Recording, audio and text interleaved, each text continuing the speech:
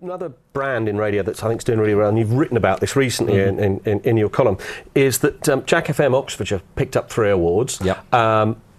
That's not bad for a small station in its own right to clean up, but the whole Jack FM phenomenon, just explain to us, if you would, what the ethos of Jack FM is and why they're kind of springing up around the country. They are very different. Yeah, I mean, Jack is a brand that's been massive in Canada and in the States.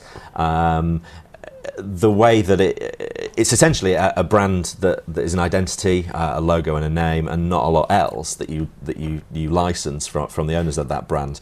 But what all of the stations here do is similar to what they do in America, is that they just have a live breakfast show with the breakfast team, and then through the rest of the day there is absolutely no live presentation on there. There's still a lot of local content that's relevant to that market, and for my article I did listen to a bit of Jack in Bristol, and I was amazed at how much they crammed in with not having a DJ prattling on, as some people might prefer that.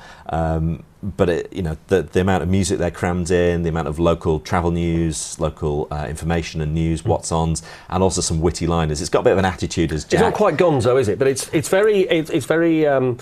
quite in your face. It's got an attitude. Yeah, it has, and I think some nice, quirky, fresh production that they use as well, which is updated every few days. I haven't listened over the last few days, but I'm sure they're having some great fun with the News of the World story and the Murdoch stuff. They'll be taking the mick out of that a bit, because that's what Jack's about. But at the heart of what they do, there's also that massive local focus, and we saw with Jack Oxfordshire winning an award for some of its social action work over the last few awards ceremonies, and the work that they did on the trip out to Afghanistan was an award winner last night.